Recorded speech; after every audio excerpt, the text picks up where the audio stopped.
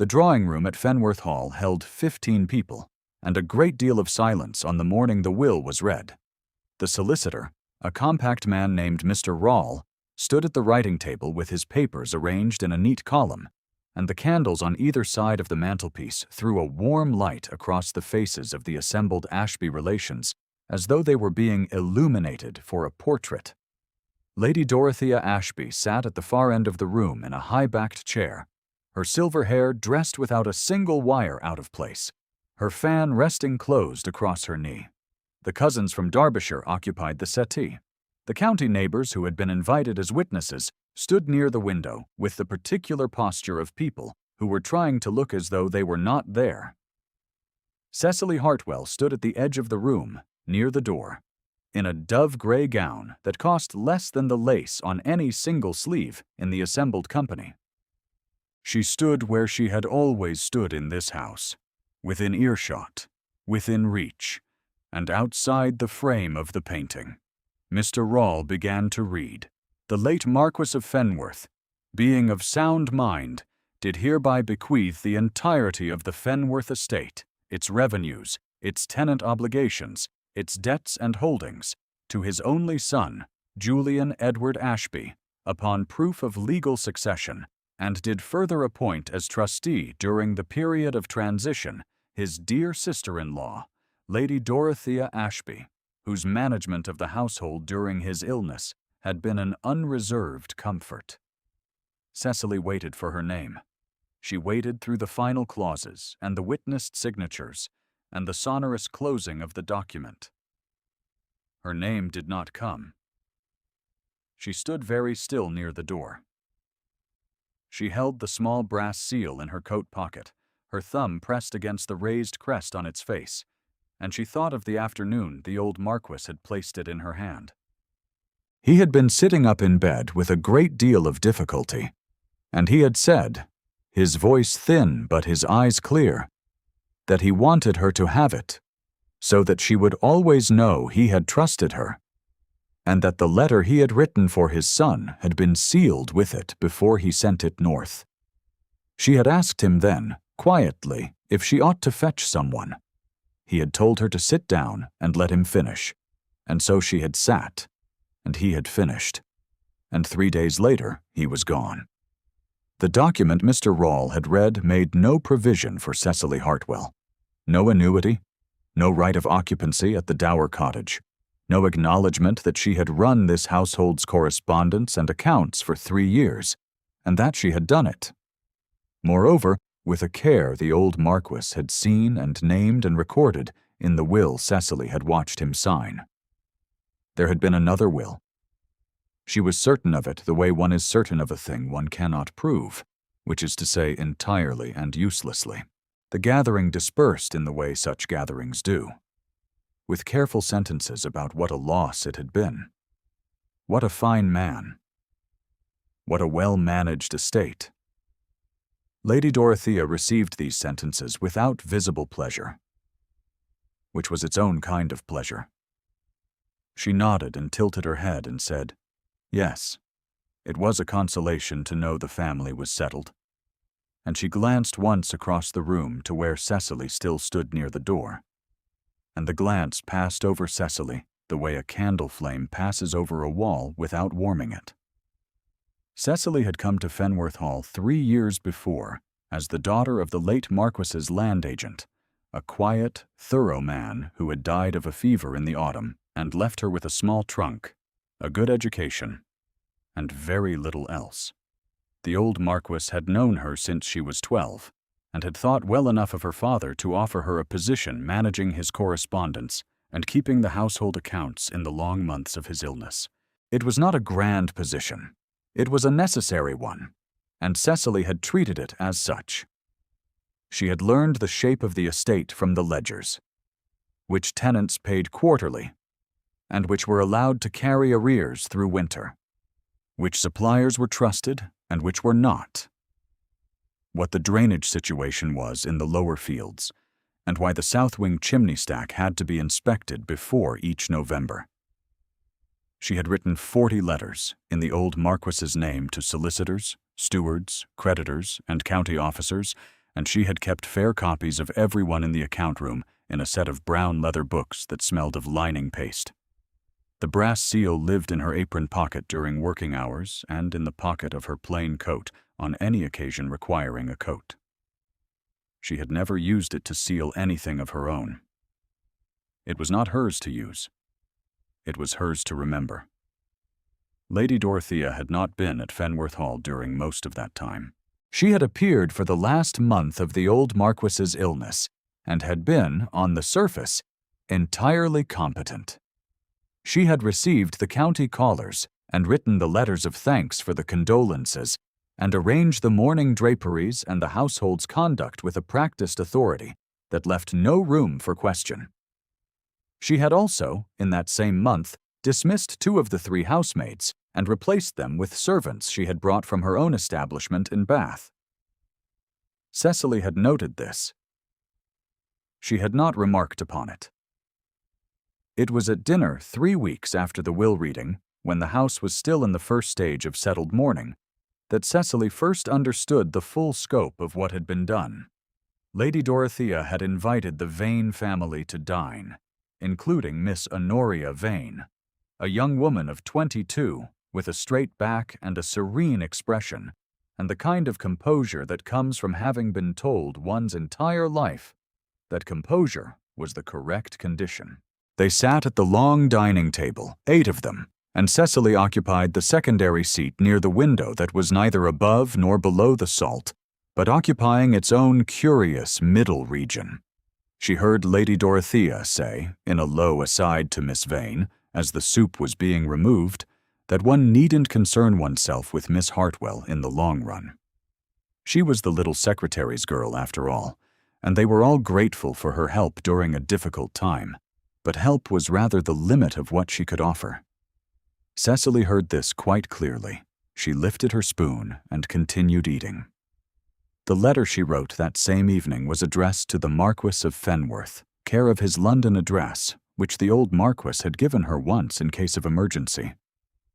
She used her own seal, which had no crest, only a plain circle. She stated the facts as she knew them, that the will read aloud by Mr. Rawle on the morning of the 14th of November contained no provision for the dower cottage or for a named secondary beneficiary, that she had been present at the signing of a prior document in April, which had contained both, and that she was prepared to give a full account of the circumstances to whomever the new Marquess wished to appoint. She posted it the following morning, and thought, with some honesty, that she might receive no reply. She had underestimated, in this, the precise attention Julian Ashby paid to documents. He arrived at Fenworth Hall on a Tuesday morning in the first week of December, and Cecily saw him first from the upper corridor window, dismounting from a large gray horse in the courtyard. He was taller than she had expected. She had seen a miniature in the old Marquess's study that made him look slight and young, and a little uncertain. The man in the courtyard was none of those things. He handed the horse's reins to a groom without looking at the horse, which meant he had done it enough times to trust the animal completely. And he stood for a moment in the cold morning with his head slightly turned, looking at the south wing, the way one looks at a thing one had been holding in mind, and is now reassessing against the physical fact of it. He came inside without ceremony. Lady Dorothea met him in the great hall with a careful warmth, pressing his hand, murmuring a welcome, saying something about the cold journey, and led him immediately toward the morning room where Miss Vane and the cousin from Derbyshire were already arranged. Cecily was in the library sorting the correspondence ledger when one of the newer housemaids came to tell her that his lordship wished to speak with her. She went without making the housemaid wait. Julian Ashby was standing behind the writing table when she entered. He had not sat, which she noticed. The room was cold, with the fire only recently laid, and the November light through the long windows was flat and gray. He looked at her with a directness that was not unkind and not warm, only attentive. as though he were reading a ledger page and making an initial assessment. "You wrote to me," he said. His voice was level. Not what she would have called welcoming. "I did," she said. "I was uncertain whether to. I concluded that not writing would be worse." "Tell me what you saw," he said. She told him. She described the April afternoon clearly. The old Marquess at his desk, the document set before him, the two witnesses, herself and Briggs the steward, both having read the relevant clauses and having signed in the margins where Mr. Rowell, the former solicitor now deceased, had indicated.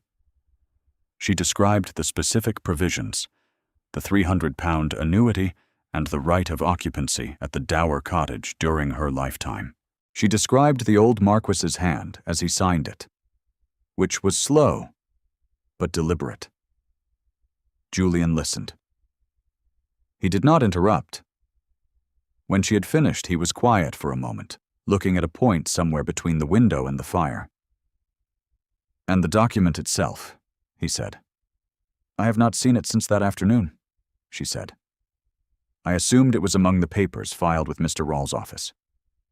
Mr. Rawle died of an apoplexy in September, 6 weeks before the current reading." A pause. "Yes," he said. "I know." She waited. "I will look into the matter," he said. His eyes moved to her face. "In the meantime, you will remain at the Hall. Do not speak of this to Lady Dorothea." "No," she said. "My lord." She went back to the library. If something in her chest had caught at the phrase "in the meantime," she did not permit herself to examine it at any length. The household settled into the particular tension that descends when a new authority has arrived and has not yet announced what it intends. Julian spent the first 3 days in the estate's study, going through the papers that Lady Dorothea's agent had filed since the old Marquess's death, and Cecily knew this because she could hear the drawers opening and closing from the corridor when she passed on her way to the account room. He appeared at dinner. He spoke with the correct courtesy to Lady Dorothea, and with a careful neutrality to Miss Vane, who was still in residence by some arrangement Cecily did not understand, but could read well enough. He had not spoken to Cecily again. She was not surprised. She was used to the particular invisibility that attaches to a person who is neither servant nor guest, and therefore occupies no clear category in a household's social accounting. On the 4th morning, she came to the account room early, before the household had properly risen, to go through the ledgers she had kept during the old Marquess's illness, because she had found in the brief review she'd done the week before that 2 lines of quarterly tenant income for the North Field holdings had been entered incorrectly in a hand that was not hers, and she wanted to understand how far back the error went. She lit the lamp and set it on the table and opened the first book. She had been working for perhaps an hour when she became aware that she was not alone. She did not hear footsteps exactly, but she became aware of a specific quality of occupied stillness at the doorway. And she looked up to find him standing in the frame of it, still dressed for riding, still wearing his coat, looking at her. She had the immediate sensation of having been observed for longer than she knew. "Miss Hartwell?" he said. "My lord." She did not close the ledger. "I am sorry to be in your way. I am nearly done here." "What are you doing?" he said. She showed him. She explained the entries, the 2 lines, the incorrect amounts, the pattern when she traced it back across 3/4. She kept her voice level and factual. He came to stand beside the table, close enough that she was aware of the cold that had come in on his coat from the morning air, and he looked at the columns she was showing him without touching them. "You are correcting Dorothea's agent's figures," he said. "Yes," she said. "Who asked you to do this?" She looked at him directly. "No one," she said. "The ledger is wrong. I kept it for 3 years. I know how it is supposed to read." He was quiet. She could not tell what he was thinking. His face in the lamplight was composed into the same careful stillness She had already come to read as his default register, but there was something different in it now. Some quality of attention that was not the ledger page assessment of their first meeting. "Come away from those books," he said. "Have you eaten this morning?" "I can eat later," she said. "That is not what I asked you," he said, his voice still level. "Come away. Eat something. The books will be here." She closed the ledger. She went to the breakfast room. He did not accompany her. She sat alone in the cold breakfast room with a cup of tea and a piece of bread, and the specific warmth of a command she had not quite understood, delivered in a voice that had not quite given her a choice. If you have ever waited for a turning you could not name and been unable to stop watching for it, you will understand the particular quality of attention with which she moved through the next days at Fenworth Hall. Julian had begun to ask Briggs questions. She knew this because Briggs came to her 2 mornings later with his hat in his hands and a look on his face that was 9 parts anxiety and 1 part relief, and he said that his lordship had asked him about the will signing in April, and that Briggs had confirmed it, because it was true, and because he was too old and too near his end to lie to a man who looked at him like that. Cecily asked what Briggs had told his lordship specifically. Briggs said he had confirmed that there had been 2 witnesses, himself and Miss Hartwell, and that the document had contained the provisions she had described. He had also told his lordship something else, which was that he had kept a thing. Cecily asked him what thing. Briggs looked at the floor and said he had kept the working draft of the original will, the draft that Mr. Rawle had first prepared before the fair copy was made, and that he had kept it in the account room chimney cavity in a tin box because he had been afraid and had not known what else to do with it. Cecily sat very still. "Does his lordship know about the tin box?" she said. "I told him," Briggs said. "He asked me to leave it where it was for now." She understood then that Julian was building something she could not yet see the whole of, and that he had chosen to build it quietly. The understanding did not entirely comfort her. She had given her account, and confirmed the truth, and done the thing she was capable of doing. And now she was outside the frame of the process again, which was, she reflected, exactly where the world had always arranged her.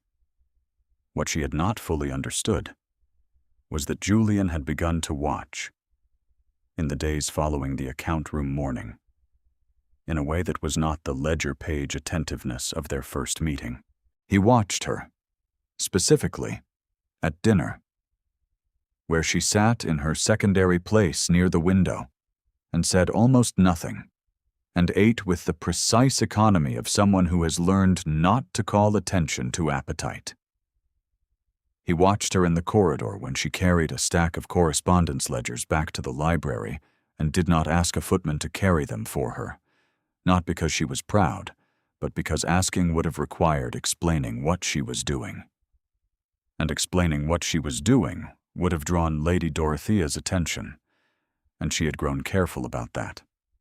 He watched her in the great hall one morning when one of the new housemaids, young and frightened, had broken a small piece of decorative china and stood in the fragments of it with a white face, and Cecily had appeared from the direction of the library, crouched down beside the girl, helped her pick up the pieces, and said in a voice too low to carry that no one needed to mention it.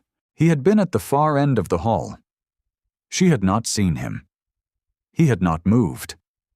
It was on the 6th evening that he went alone into the estate study, after Lady Dorothea and the cousin and Miss Vane had retired, and he was in there long enough that the candles had burned considerably before Cecily passed the door on her way back to the Dower cottage. She would not have stopped, except that the door was not fully latched, and she noticed, from the gap of light, that he had not put his coat on the chair, but had set it on the floor beside him, which was an uncharacteristic thing for a person like him to do. She knocked softly. He said to come in. He was sitting at the old Marquess's writing table with a letter in his hands. It was not a recent letter. The paper had the softness of something that had been folded and refolded until the creases were deep. She set the key she had been returning on the edge of the table where it would not disturb him. He looked up. "Sit down," he said, not unkind. The words level. She sat in the chair across the table. "This letter," he said, "was posted from here in August. I was in the north. It never reached me." He looked at it. "My father wrote it. He posted it himself, which he should not have been able to do by August, but it appears he managed it." She waited. "He says," Julian said, and stopped. And when he continued, his voice was still level, but carried something inside the level that she could hear, and chose not to name aloud. "That he was proud of me, and that he was ready to let me go, and that he had always known I would come back when I could." The candle between them burned without guttering. Cecily did not look away from his face, and his face did not ask her to. "He did come back to himself at the end," she said. "He was clear for the last 2 weeks. He spoke about you often. He was not afraid of the ending." Julian was quiet for a long time. "What did he say about me?"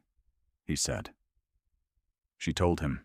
She told him the exact things, because she had kept them carefully, the way she kept everything the old Marquess had trusted her with, and she knew that Julian was the person they had been meant for all along. He listened without moving. At the end of it, he folded the letter again and set it on the table and looked at his hands. "You have been running this household since his illness began," he said. "The ledgers, the correspondence, the accounts. Briggs has told me as much." "It needed doing," she said. "And the Dower cottage," he said. "That was to be yours." "It was to be mine," she agreed. He looked at her. "I see," he said, in the way that meant something else.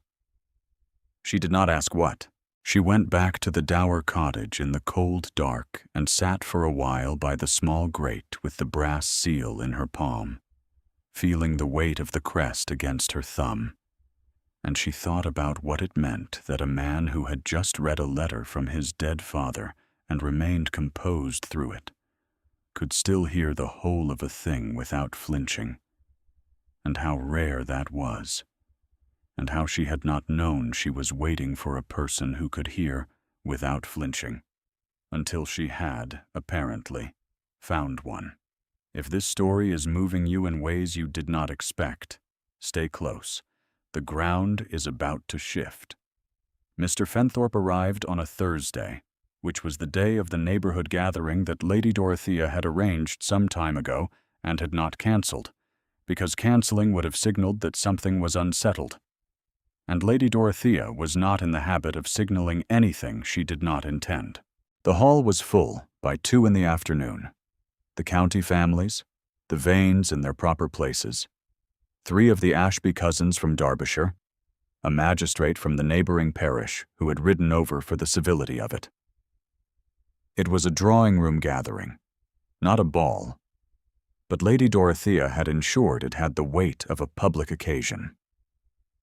Because Lady Dorothea understood that public occasions were where verdicts were delivered, and where they stuck. Cecily was present because she was part of the household, and because not being present would have been conspicuous. She stood near the long bookcase at the side of the room and watched the gathering move as gatherings do, in its careful social patterns, and she was aware, without looking directly at him, that Julian was also in the room, standing near the window with his glass held still in one hand. Mr. Fenthorpe appeared at 2:30, shown in by one of the footmen with a quiet efficiency that told Cecily Julian had arranged this. Fenthorpe was a tall man of 60, with a white stock and the particular quality of practiced quietude that London solicitors develop when they have spent 40 years managing the affairs of estates in dispute. He spoke briefly to Julian near the window. Lady Dorothea saw him. Cecily watched the moment Lady Dorothea saw him, because she was watching carefully and saw the fan in Lady Dorothea's hand stilled by a fraction, and then continued its movement. And the expression on Lady Dorothea's face did not change, but the shape of the stillness around her did. Lady Dorothea moved across the room with a deliberate grace and spoke first, which Cecily had known she would do. "I don't believe you have been introduced to Miss Hartwell," Julian said to Fenthorpe when Lady Dorothea had paused in the movement of introduction. It was not a question. Fenthorpe turned to Cecily with the courtesy of a man doing his job. "Miss Hartwell," he said, "you were present at the signing of the document dated the 3rd of April. "I was," Cecily said. Lady Dorothea said, with a composure so polished it had no reflections in it, that she was sure Miss Hartwell remembered the occasion very well, but that it would of course be necessary to note that Miss Hartwell had a personal interest in the provisions she was describing, given that those provisions had named her as beneficiary. The room had gone quiet around them in the way rooms do when they are listening without appearing to listen. "She is the little secretary's girl," Lady Dorothea said, keeping her voice at the exact volume of polished regret. "And whatever she remembers or believes she remembers must be understood in that light." The room shifted. Cecily felt it as a physical thing. The slight redistribution of weight in the assembled company, the recalibration of faces. The cousin from Derbyshire looked at the floor. Miss Vane looked at neither Cecily nor Lady Dorothea, which was its own answer. Julian said nothing. He stood at the window with his glass still and his face composed, and he said nothing. And Cecily looked at him once, very briefly, and found him looking not at her, but at Lady Dorothea, with the expression of someone completing a private calculation. She did not know what to make of it. She knew only how it felt. She excused herself from the room with a murmured phrase about the correspondence, and no one stopped her.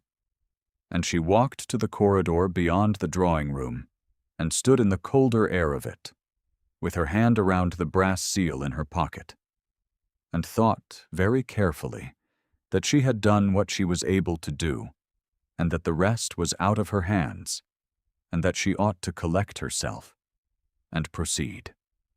She heard Lady Dorothea's voice from behind the drawing-room door, lower now, speaking to someone close to the door. "The little secretary's girl," Lady Dorothea said again, to whatever company was near her. "One feels for her situation naturally. One simply cannot build a legal case on sentiment." Cecily pressed her thumb against the raised crest of the brass seal. She went to the dower cottage. She began, very quietly, to fold the things that were hers into the trunk they had arrived in. It was not defeat. It was what it had always been, the world deciding what a person was worth, and the person learning not to argue with the verdict. She was nearly done with the first layer of folding when the knock came at the cottage door. She opened it. He was standing in the November afternoon light, still in his coat, and he was not alone. Briggs was behind him, carrying a tin box which he held with both hands, and a face that had the look of a man who had spent 6 weeks being afraid, and was now, at last, allowed to stop. "Come back inside," Julian said. She looked at him. "My lord," she said. "I do not think my testimony carries sufficient weight," she said. "Come back inside," he said again, the same words, the same level. "Briggs has the original draft. Fenthorpe has confirmed the discrepancy in the binding dates, which Rawle's successor found when the papers were transferred. There is also the matter of the seal." He looked at her hand, where the brass seal was showing at the edge of her palm, still held. "That seal is distinctive," he said. Fenthorpe recognized it from the wax impression on the original draft's cover page. It appears the old Marquess sealed the draft himself, before the fair copy was made, to ensure the draft's provenance. With your testimony, Briggs's, the draft, and the seal, the case is procedurally complete." Cecily looked at the seal in her hand. She looked at him. She looked at Briggs behind him, holding the tin box with the care of a man transporting something fragile. "You knew about the seal," she said. "Briggs mentioned it," Julian said, "when he told me about the box." "And you did not tell me." "I was not certain at that point how far I could trust the information I had." He paused. "I was certain of you. I needed the rest of the evidence before the room could be certain of you too." She said nothing for a moment. The cold afternoon settled around them. "Come back inside," he said for the third time. It was still a command. It was the third time he had given her a command that functioned as something else entirely, and she was aware of that, and she was aware that he was aware of it, and the corridor outside the Dower cottage was very quiet. She closed the trunk. She put on her coat. She went back to the hall. The drawing room was precisely as she had left it, except for the particular quality of held attention that descends when a company is waiting and knows it is waiting. Fenthorpe stood near the writing table. The tin box was placed on the table beside him, open, the draft document inside it laid flat. Julian came in behind Cecily and Briggs and stood where the room could see him clearly, and the room turned toward him the way rooms turn when the person everyone has been watching finally moves. Lady Dorothea was standing at the fireplace. She was still composed. She was composed in the manner of a person who has been composed for so long that the composure has become structural, necessary, load-bearing, and Cecily watched her face in the moment that face understood what the tin box meant and saw it, very briefly, show the seams. "Miss Hartwell's testimony stands," Julian said. His voice was level. He did not raise it. The room was quiet enough that he did not need to. "She stays. The will is invalid." 12 words, and Cecily felt them land in her chest like something that had been held at a great distance for a long time and had finally, at the speed of a quietly spoken sentence, arrived. The room shifted again, but this time the redistribution of weight went the other way. Fenthorpe confirmed the draft's provenance and dated the discrepancy in the binding with the precision of a man who had been waiting to do so. Briggs confirmed the witnessing with his hat in his hands and his face steady. The cousin from Derbyshire looked at Lady Dorothea with the expression of someone revising an opinion they had held very firmly until a moment ago.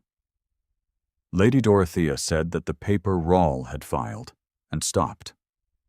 She said that the provisions in the second document had been perfectly consistent, and stopped again. She said that she was his father's, and the sentence did not complete itself. And the fan in her hand held still.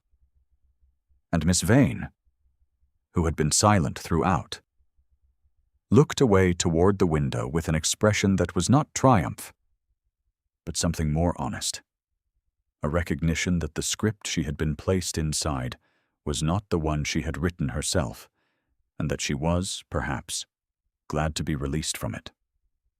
No one in the room said anything unkind to Lady Dorothea. No one needed to. The room's consensus was carried in its collective quiet, the kind of quiet that in this county, in this year, in this social world, was as complete a verdict as any spoken sentence. Fenthorpe drew up the necessary papers that same afternoon. He worked at the writing table with Briggs beside him, confirming dates and figures, and Julian stood at the window while this happened, looking out at the estate grounds in the flat December light, and Cecily sat in the chair near the bookcase because he had told her to stay, and she had chosen, this once, to simply do it. The original provisions of the late Marquess's will were confirmed in full within a fortnight. The £300 annuity was recorded. The right of occupancy at the Dower cottage was restored. Lady Dorothea removed to Bath in the first week of January. accompanied by one of her own housemaids, and very little else. Her late husband's debts were addressed in a settlement that Julian managed through Fenthorpe with more generosity than anyone who knew the particulars would have thought the situation required. Miss Vane was not unkind in her departure. She sent a note that was brief and correct, and contained, in its last sentence, a phrase that Cecily suspected was the truest thing she had written in some time, which was that she hoped Miss Hartwell would be well. Cecily wrote back. She said she hoped the same. The Dower cottage in January was cold enough that the small grate in the sitting room needed stoking twice before noon, and Cecily had developed the habit of doing this herself before the household's fires were properly laid in the early morning before anyone was about. She had also developed the habit, which she had not intended to develop, of hearing the sound of horse hooves in the courtyard at a certain hour, and knowing from the pattern of them on the stone that it was Julian returning from his morning ride.